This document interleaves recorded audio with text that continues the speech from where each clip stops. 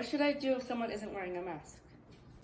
Well, it's important to keep in mind that some people might not be wearing a mask because they have a medical condition, which means that they don't have to wear one. So it's always best to ask before getting upset. If it's a friend at school that isn't wearing a mask, you can ask them why they aren't wearing one. You can also ask your teacher or a parent. If someone around you isn't wearing a mask and you feel uncomfortable, it's always best to go ask an adult on what to do. Sometimes they might tell you to give yourself a little bit of space between you and that person. Do I have to wear a mask? And if so, where do I get one? That's a great question. There are many places right now where you must wear a mask. Many places are giving them away right now, and there are also many places where you can buy them. Masks come in many different colors and patterns, so you can even find one that's your favorite color or with your favorite animal. If someone is standing a little bit too close to you, it's always best to politely ask, "Excuse me, you're standing a little bit too close. Could you please move away?" You can also move yourself away from the person if that's possible too. How can I hug my friends and still play with them while still being safe? That's a great question. It's a good idea to always ask your parents who it's safe to hug, because there might be some people that you're allowed to hug, whereas others you can't. A lot of people really like hugging, and it's a really good way to show that we care about somebody or a way for us to feel close to somebody. But there's lots of ways to show that we care about people and to feel close to them without hugging. Some ideas are giving your friend a compliment, saying something nice to them. You can write them a note or a letter.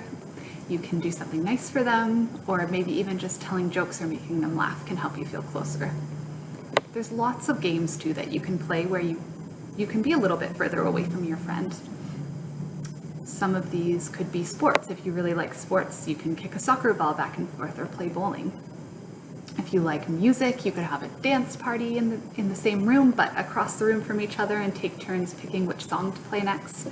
If you like talking games or games with words, you could play 20 questions or the alphabet game. And if you like board games, there's lots of games you can play where you can just move out of the way when it's your friend's turn to go next. You can't make friends because of COVID, right? It may seem really hard to meet new friends right now, because maybe you're not even seeing your old friends very often, if at all, in person. But remember, there's still lots of ways that you can make and meet new friends. One way is to use online games or video chat. So if you have a friend that you've maybe met at school or met somewhere else, you can ask your parents to set up a video chat. And in some of these video chats, you can even watch the same movie or play the same game. There's lots of online games as well where you can meet new people, but make sure that you always talk to an adult to make sure that the game and the people playing the game are safe as well. When you meet people in person, remember that saying hi, smiling, waving, and asking to play still go a long way.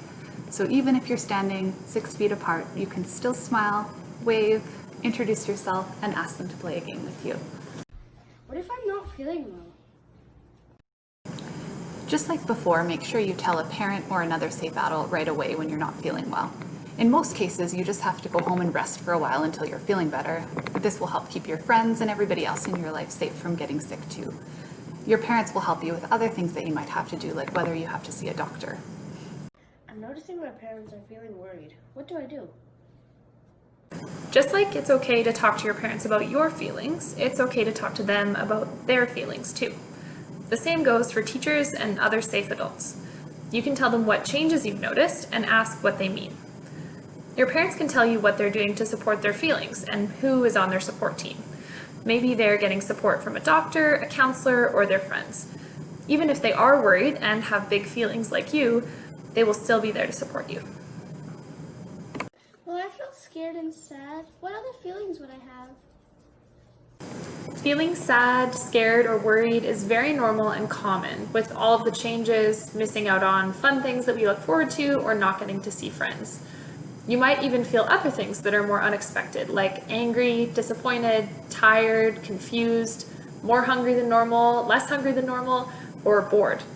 All of these feelings are normal and okay.